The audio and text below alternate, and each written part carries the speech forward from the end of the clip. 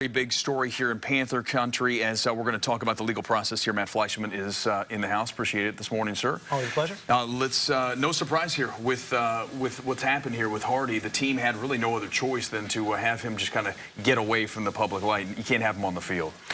Well, I mean, that's obviously the decision the Panthers made. It's sort of what we talked about last week. I think at the end it comes down to an issue of money. You know, we talked about last week that the NFL has special status. They get a lot of money from state governments. They have an obligation under the public trust to uphold the public trust.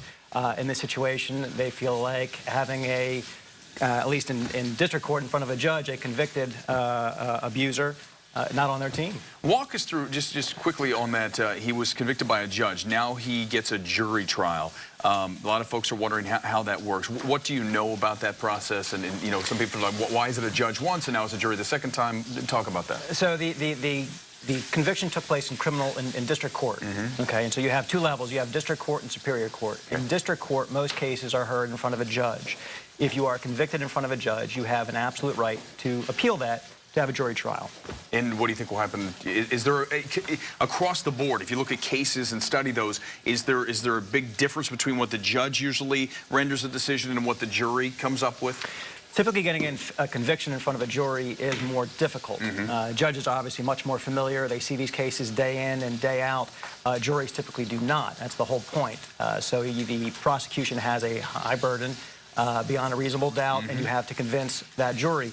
The defense technically doesn't have to put on any evidence. So in this situation, Hardy can put on no evidence if he chooses not to, but it's still on the state to convince the jury. Important to note, he's also still receiving, Hardy's getting his $770,000 per week paycheck, even though he is now away from the team on that exempt list.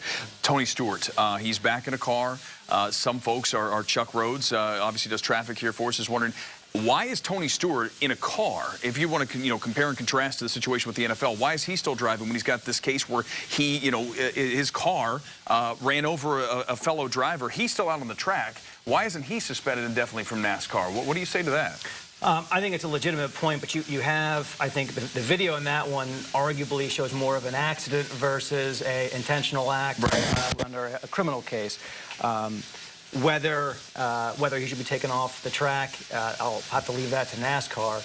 Certainly, if he's convicted, I think NASCAR would have to take him off the track at that point. How about Kevin Ward Jr.'s his family here as far as a civil case? Because, obviously there's a criminal case, but there's a civil case here down the road. Where do we stand on that? How does that hinge on the criminal case?